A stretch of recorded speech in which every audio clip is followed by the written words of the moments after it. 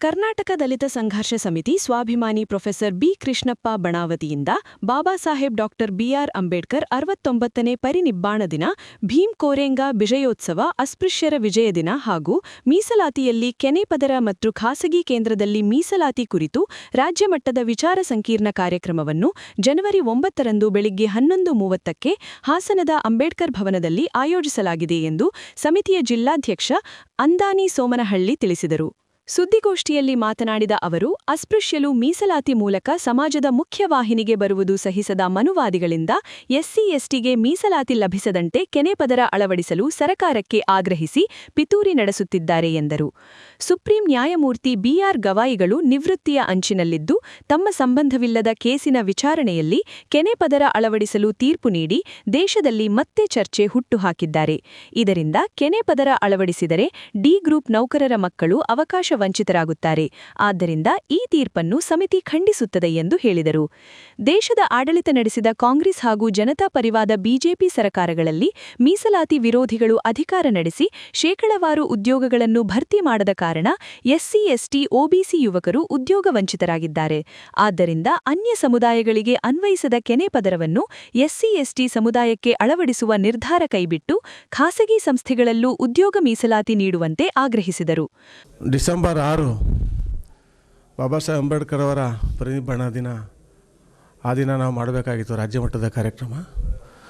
ಜೊತೆಗೆ ಜನವರಿ 1 ಭೀಮಾ ಕೋರೆಂಗ ವಿಜಯೋತ್ಸವ, ಅಸ್ಪೃಶ್ಯರ ವಿಜಯ ದಿನ. ಈ 2 ಕಾರ್ಯಕ್ರಮಗಳನ್ನು ಜನವರಿ 9 ಹಾಸನದ ಅಂಬೇಡ್ಕರ್ ಭವನದಲ್ಲಿ ನಾವು ಕಾರ್ಯಕ್ರಮವನ್ನು ಆಯೋಜಿಸಿದ್ದೇವೆ.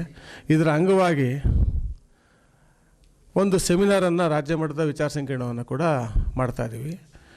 ಮೀಸಲಾತಿಯಲ್ಲಿ ಕೆನೆಪದರ ಮತ್ತು ಖಾಸಗಿ ಕ್ಷೇತ್ರದಲ್ಲಿ ಮೀಸಲಾತಿ ಎಂಬ ವಿಷಯಗಳ ಕುರಿತು 2 ವಿಷಯಗಳ ಕುರಿತು ಒಂದು ರಾಜ್ಯದಲ್ಲಿ ಜನಜಾಗೃತಿ ಮೂಡಿಸುವ ನಿಟ್ಟಿನಲ್ಲಿ ನಾವು ವಿಚಾರ ಸಂಕಿರಣವನ್ನು ಆಯೋಜಿಸಿದ್ದೀವಿ. ಕಾರಣ ಇಷ್ಟೇ, ಕಳೆದ ವರ್ಷ ಸುಪ್ರೀಂ ಕೋರ್ಟ್ ಮುಖ್ಯ ನ್ಯಾಯಮೂರ್ತಿಗಳಾದಂಥ ಗವಾಯಿ ಅವರು ತಮ್ಮ ನಿವೃತ್ತಿ ಅಂಚಿನಲ್ಲಿ ಈ ಕೇಸಿನ ಸಂಬಂಧವಿಲ್ಲದ ಪ್ರಕರಣದ ವಿಚಾರಣಾ ಸಂದರ್ಭದಲ್ಲಿ ಆಂಧ್ರ ಪ್ರದೇಶ, ಮಧ್ಯಪ್ರದೇಶ, ಇನ್ನು ಕೆಲವು ಉತ್ತರ ಭಾರತ ರಾಜ್ಯಗಳಲ್ಲಿ ಒಳ ಮೀಸಲಾತಿ ವಿಚಾರದ ಸಂಬಂಧವಾಗಿ ವಿಚಾರಣೆ ನಡೀತಾ ಇರ್ತದೆ. ಆ ವಿಚಾರಣೆ ಸಂದರ್ಭದಲ್ಲಿ ಕೆನೆಪದರ ವಿಷಯನೇ ಯಾರು ಕೂಡ ನ್ಯಾಯಾಲಯದ ಗಮನಕ್ಕೆ ತಂದಿರಲಿಲ್ಲ.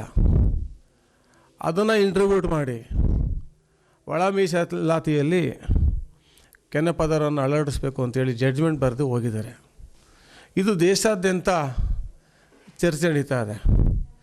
1997ರಲ್ಲಿ ಇಂದಿರಾ ಸಾಹ್ನಿ ಎಂಬ ಪ್ರಕರಣದಲ್ಲಿ ಒಳ ಮೀಸಲಾತಿಯಲ್ಲಿ ಕೆನೆಪದರ ಅಳವಡಿಸಬೇಕು ಅಂತ ಒಂದು ಪ್ರಕರಣದಲ್ಲಿ ಅಂದಿನ ಮುಖ್ಯ ನ್ಯಾಯಮೂರ್ತಿಗಳು ಎಲ್ಲಿ ಸಾಮಾಜಿಕ ಸಮಾನತೆ ಸಮರ್ಪಕವಾಗಿ ಜಾರಿಯಾಗುವುದಿಲ್ವೋ, ಅಸಮಾನತೆ, ಅಸ್ಪೃಶ್ಯತೆ ನಿವಾರಣೆ ಆಗೋದಿಲ್ವೋ ಅಲ್ಲಿವರೆಗೂ ಕೂಡ ಕೆನೆಪದರ ವಿಷಯ ಬೇಡ, ಮೀಸಲಾತಿ ಮುಂದುವರಿಲಿ ಅಂಥೇಳಿ ಜಡ್ಜ್ಮೆಂಟ್ ಕೊಟ್ಟಿದ್ದಾರೆ. 2003ರಲ್ಲೂ ಕೂಡ ಇದೇ ವಿಚಾರವಾಗಿ ಕೆನೆಪದರ ವಿಚಾರದಲ್ಲಿ ಕೂಡ ಪ್ರಸ್ತುತ ಕೆನೆಪದರ ಪ್ರಸ್ತುತ ಸಂದರ್ಭ ಸರಿಯಿಲ್ಲ, ಹಿಂದೆ ಆದಂಥ 92ರಾದಂಥ ಜಡ್ಜ್ಮೆಂಟ್ನ ಎತ್ತಿ ಹಿಡಿದು ಜಡ್ಜ್ಮೆಂಟ್ ಕೊಟ್ಟಿದ್ದಾರೆ. 2024ರಲ್ಲಿ ಗವಾಯಿ ಅವರು ಕೊಟ್ಟಿದ್ದಾರೆ. ನಾವು ಹೇಳೋದಿಷ್ಟೇ, ಕೆನೆಪದರ ವಿಷಯದಲ್ಲಿ ಇವತ್ತು ರಾಜ್ಯ ಮಟ್ಟದಲ್ಲಿ ನಮ್ಮ ಸಂಘಟನೆ ರಾಜ್ಯ ಸಮಿತಿ ಚರ್ಚೆಗೆ ನಾವು ಒಂದು ಚರ್ಚೆ ಹುಟ್ಟಾಕಬೇಕು ರಾಜ್ಯದಲ್ಲಿ, ಮತ್ತು ಎಲ್ಲರಿಗೂ ಕೂಡ ಗಮನಕ್ಕೆ ತರಬೇಕು ಅಂತೇಳಿ ಮಾಡ್ತಾ ಇದ್ದೀವಿ. ಗೋಷ್ಠಿಯಲ್ಲಿ ಸಮಿತಿಯ ಮೈಸೂರು ವಿಭಾಗೀಯ ಅಧ್ಯಕ್ಷ ಟಿಡಿ ಬಸವರಾಜು, ನಿರಂಜನ್ ಬೌದ್ಧ, ಟಿಕೆ ಅಂಕಯ್ಯ, ಉಮೇಶ್ ಮುರುಗು ಇದ್ದರು.